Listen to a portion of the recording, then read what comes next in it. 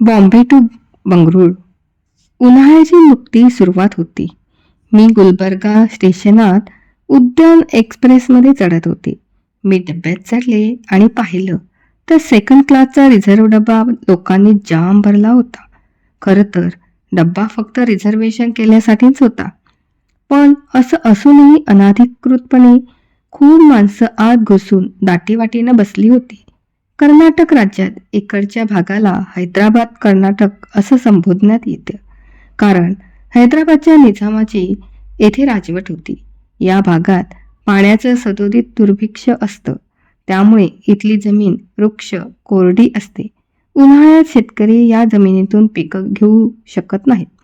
त्यामुळेच अनेक गरीब शेतकरी आणि भूमिहीन मजूर उन्हाळ्यात हैदराबाद कर्नाटकमधून बंगळुरू किंवा इतर मोठ्या शहरात कामाच्या शोधात निघतात. ते बरेचदा नव्या इमारतीच्या बांधकामावर काम मिळवतात. मग पावसाळ्यात आपापल्या गावी परतून पिकाची पेरणी करतात. म्हणूनच त्या दिवशी ट्रेनच्या डब्यात नेहमीच्या तिप्पट गर्दी होती. मी माझ्या जागी बसले, पण लोकांच्या धक्काबुक्कीमुळे बाकाच्या अगदी कोपऱ्यात ढकलले गेले. खरं तर तो बाक फक्त 3 लोकांचा होता, पण आम्ही 6 लोक त्यावर बसून होतो. मी आजूबाजूला एक नजर टाकली. अनेक विद्यार्थी आपल्या करिअरची आणि भावी आयुष्याची स्वप्न डोळ्यात घेऊन बंगळुरूला निघाले होते. डब्यात काही व्यापारी सुद्धा होते. त्यांच्यात बंगळुरूमधून माल खरेदी करून तो स्वतःच्या गावी आणून विकण्याविषयी चर्चा चालू होती. काही सरकारी अधिकारी गुलबर्ग्यावर टीका करत बसले होते. काय ठिकाण आहे हे! उन्हाळ्यामुळे इथं राहणं खरंच असह्य होतं. लोक इथे बदलली झाली की त्या काळ्या पाण्याची शिक्षा उगीच नाही म्हणत. इतक्यात तिकीट तपासणीस येऊन लोकांची तिकीट तपासू लागला. कुणाकडे रिझर्वेशन आहे, कुणाकडे नाही ते पाहू लागला. कुणाकडे नुसतं तिकीट होतं आणि कुणाकडे रिझर्वेशन होतं हे लोकांकडे बघून सांगणं कठीण होतं. पण काही लोक नुसतं साधं तिकीट काढून आत चढले होते. त्यांनी स्लीपर बर्थचं रिझर्वेशन केलेलंच नव्हतं. प्रवास रात्रभराचा होता आणि डब्यात स्लीपर बर्थची संख्या बेताचीच होती. ज्या लोकांनी बर्थचं रिझर्वेशन केलं नव्हतं ते तिकीट तपासनीसाच्या हातापाया पडून विनवण्या करत होते. काहीतरी करा, पण आम्हाला जागा द्या, असं त्यांचं म्हणणं होतं. सगळ्यांचा नुसता गलका चालू होता. सगळ्यांचं म्हणणं ऐकून घेणं त्याला खरोखरच कठीण जात होतं. पण विना तिकीट प्रवास करणाऱ्या लोकांना मात्र तो घरीच्या नजरेतून शोधून काढत होता. तशी माणसं त्याला दीनवाणीपणे सांगत होती, सर, या आधीची ट्रेन रद्द झाली हो. आमचं त्या गाडीत रिझर्वेशन होतं. आता यात आमची काय चूक आहे? आम्ही आता परत दुसऱ्यांदा तिकिटाचे पैसे का म्हणून भरायचे? काही लोक त्यांच्या पुढे गयावया करत होते. सर, मला स्टेशनवर पोहोचायला उशीर झाला. तिकिटासाठी भली मोठी रांग होती. तिकीट काढण्या इतका वेळच नव्हता सर, म्हणून मग मी या डब्यात चढलो.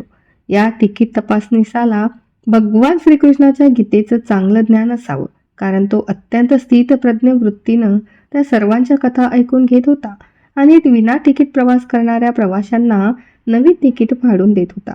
अचानक माझ्याकडे वळून तो म्हणाला, तुमच्या तिकिटाचं काय? मी माझं तिकीट मगाशीच तुम्हाला दाखवलंय. तुम्ही नाही मॅडम, तुमच्या बर्थखाली एक मुलगी दडून बसली आहे. ए, बाहेर ये. तिकीट कुठं आहे तुझं? ए, बाहेर ये. तिकीट कुठं आहे तुझं? मग अचानक माझ्या लक्षात आलं, माझ्या बर्थच्या खाली कोणी बसलंय हे तर मला कळलंच नव्हतं.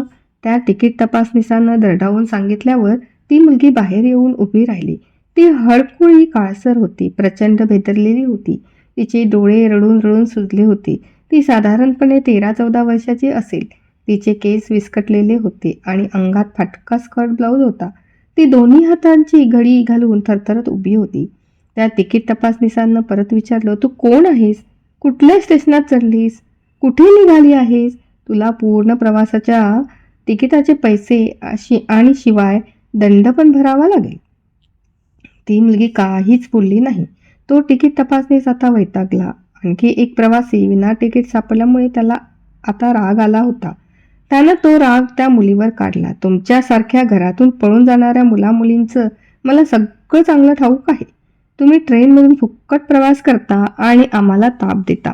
तू माझ्या एकाही प्रश्नाचं उत्तर देत नाहीस आणि तुझ्या तिकिटाचे पैसेही भरत नाहीस. मला माझ्या वरिष्ठांना तोंड द्यावं लागतं." ती मुलगी काहीच बोलत नव्हती. आजूबाजूच्या लोकांना त्या सगळ्याशी काहीच देणं घेणं नव्हतं. त्यांच्या आसपासच्या गप्पा चालूच होत्या. काही लोक तिकिटासाठी पैसे काढून मोजत होते, तर काही पुढच्या वाडी स्टेशनात उतरण्याची तयारी करत होते, तर काही डबे उघडून जेवायला बसायच्या तयारीत होते. मला मात्र हे सगळं वेगळंच वाटत होतं. आजवरच्या सामाजिक कार्याच्या इतक्या प्रचंड मोठ्या अनुभवामध्ये हे असं कुठंच पाहायला मिळालं नव्हतं. ती मुलगी मात्र काही एक न ऐकू आल्यासारखी काही न बोलता नुसती उभी होती. त्या तिकीट तपासनीसानं तिचं बखोड पकडून तिला पुढच्या स्टेशनवर उतरून जाण्यास धमकावून सांगितलं. तो असंही म्हणाला, मी स्वतःच आत्ता तुला पोलिसांच्या हवाली करतो. मग ते तुला अनाथ आश्रमात दाखल करतील. मला नसती डोकेदुखी नको. वाडी आली की उतरायचं." ती मुलगी रेसभरही हल्ली नाही. आता मात्र त्या तपासनीसानं तिला जबरदस्तीनं त्या डब्याच्या बाहेर हाकलण्यास सुरुवात केली. अचानक मला काहीतरी विचित्र वाटू लागलं. मनाला कसंसच वाटलं. अस्वस्थ झाले. मी उठून उभी राहत त्या तपासनीसाला म्हणाले, "सर, तिच्या तिकिटाचे पैसे मी भरते.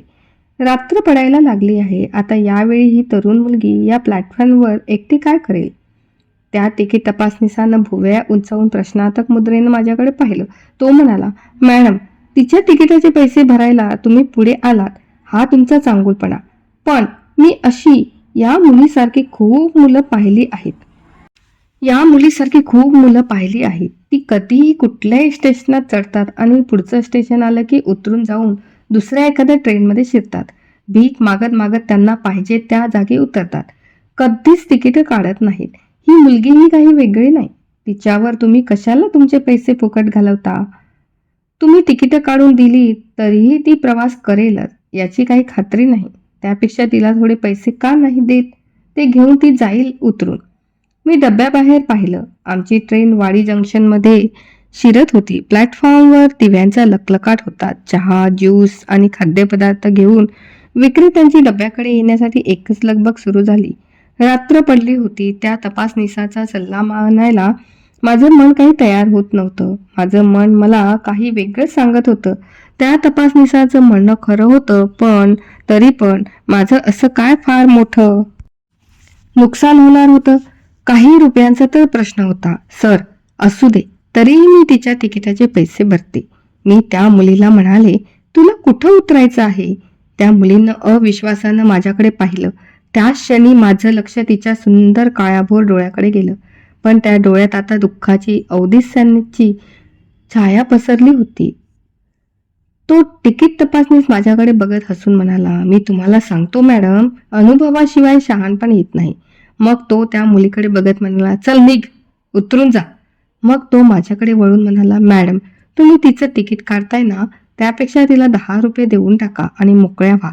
ती त्यानं अधिक खुश होईल." पण मी त्याचं काही एक ऐकलं नाही. मी त्याला सरळ त्या ट्रेनच्या शेवटच्या स्टेशनचं बंगळुरूचं तिकीट द्यायला सांगितलं. त्या मुलीला जिथे कुठे उतरून जायचं असेल तिकडे जाऊ दे, असा मी मनात विचार केला. त्या तपासनिसानं माझ्याकडे रोखून पाहिलं. तो म्हणाला, "पण मॅडम, त्या पोरीला बर्थ मिळणार नाही हं, आणि विना तिकीट प्रवासाचा दंडही भरावा लागेल." मी काही न बोलता पर्स उघडली. तो तपासनीस म्हणाला, "ठीक आहे, भरता आहात तर भरा पैसे, पण ट्रेनच्या सुरुवातीच्या स्टेशनपासूनचं भाडं भरावं लागेल." ती ट्रेन मुंबई व्हीटी पासून सुटून बंगळुरूला निघाली होती. मी शांतपणे पैसे भरले. तिकीट तपासनीस तिकीट देऊन रागारागानं निघून गेला होता.